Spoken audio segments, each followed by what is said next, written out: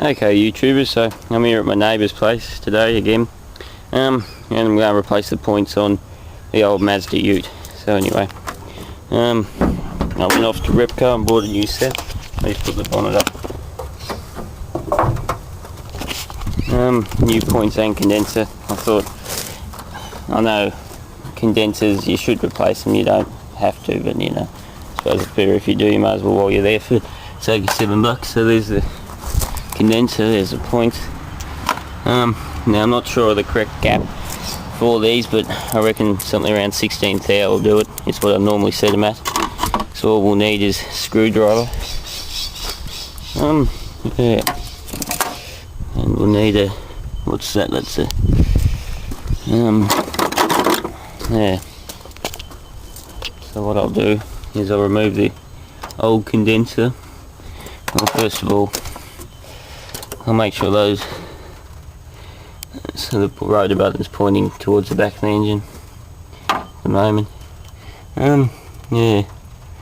So now we'll just, now they're meant to be preset points I think in here, but he's given me just normal points that don't have the preset hole thing in it, so I might need to file out the edge, make them fit, but we'll see. Hopefully I don't. So I'll just slip in there. Alright, so I'll take the condenser off, we'll replace the condenser. Okay, so I've just done up that lug there. So now all I need to do is slip them in like that. You'll feel when they slot in.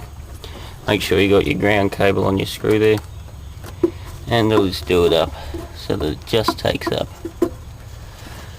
not so that it's tight. So they'll, sorry about the funny camera angles, but I'm watching what I'm doing, not what I'm filming. So there we go, so they'll push in. What I'll do is I'll rotate the engine so that cam lobe lines up with the nylon thing on the points.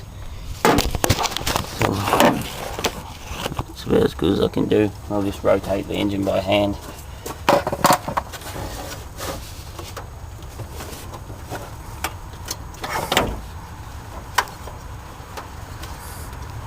That's approximately there. Now I'll get my feeler gauge. I reckon probably 16th hour should do us.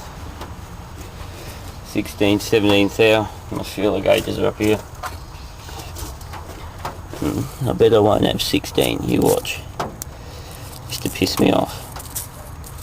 22, 20, 19, 18, 17, 15. There we go. Oh well, 17 will do it. We'll see if it runs on that. So what we'll do, so you just slip your feeler gauge in so that your points, the points themselves should be pressing up, the little button should be pressing up against the cam, and you just stick your feeler gauge in between until it's all nice and tight up against it, and do it up. Now I have no idea what the real increment for adjustment is on this particular vehicle, but I reckon it'll probably run on anything, so we'll see if that goes. I'll just rotate the engine. So all I did was stick the feeler gauge in between the points and make sure when the arm's in the fully open position. So what I'll do is now just turn it over and make sure that it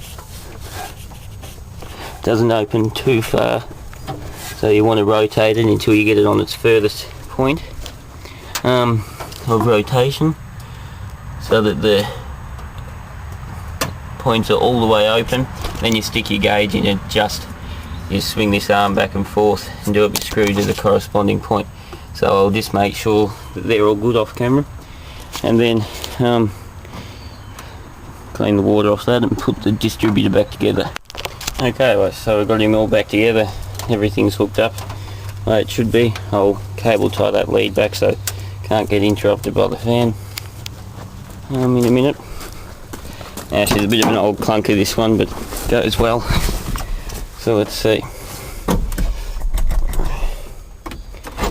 choke a few pumps.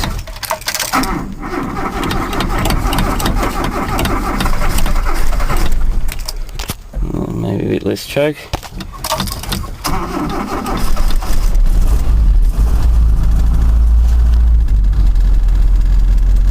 And it's running.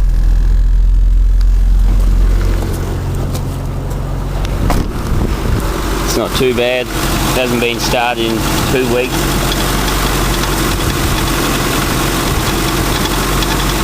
Got a bit of a ratty tat-tat noise from somewhere.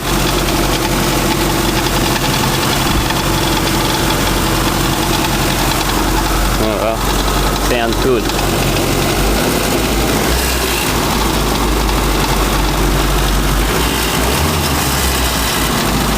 Yeah, that's a bit... something's a bit loose. I'll have to work out what that is. It's just rattling around a bit, but that's pretty good. Make sure it restarts alright. Still a bit cold. Will it run without choke?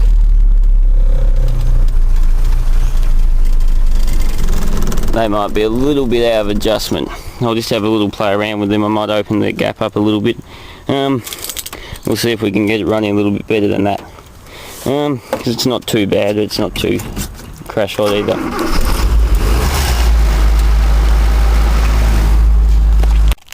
Alright, so I've adjusted it up a little bit. We'll see how we go. That's alright. It just needs a tiny bit of accelerator each time you start it. Although it should be alright now, it's warm. We'll see. Because I've still got the idle quite low, because when it starts up, the idle drops back because the vacuum cylinders are fucked in it. Well, not fucked, they're just not very good. And the idle drops back when you start it, but then when you drive in, the idle picks up again, and I don't want too high idle because number one, waste fuel, and number two, I suppose it's a bit dangerous, because if you can let the clutch out without stalling the car, then you know, it's probably not the best situation. So anyway, I believe that's what the aim is, to get it so that it's not too high, but that when you let the clutch out it stalls, and it's not too low that it stalls by itself anyway. So let's see how we go. Yeah, it's just a little bit low, so if I give it a tiny bit of accelerator just at the start, the vacuum cylinder picks up and pushes the idle. It has a sort of an idle mechanism that pushes that a bit further, so all it needs is a tiny little bit of a tap on the accelerator when you start it, and it'll run like a beaut. So we'll do that. See now, as soon as that idle diaphragm picks up, as soon as the vacuum valve there picks up, it pushes the butterfly open, or pushes the idle mechanism further forward, and that gives it just a little bit of a kick. So it's running, as you can hear, it's running pretty damn good. It's got a very slight sort of bounciness to it, but it's no worse than what it was. Last time I come back from the service, really could do with leads and that sort of stuff, but I'll try and find the proper the proper condenser breaker points thing, and then we'll do that. Then we'll adjust it to the proper clearance, and it'll run like a beaut. But I mean, I don't even know what it's set at now. I just played around with it and opened it up a little bit, probably about 18 thou, I suppose, which is probably a bit wide, but I mean, it's running quite happily at that, so I'm happy to leave it like that. And of course, I've got the choke turned up a little bit, the auto choke, so that's probably why it's got a little bit of a stumble, because I had that so when it was cold it wouldn't stall, so I can probably turn that off now because it's not as cold as it was. But anyway, we'll reset it back to the summer setting if you like. So anyway, I'll go for a drive later and it'll be all good.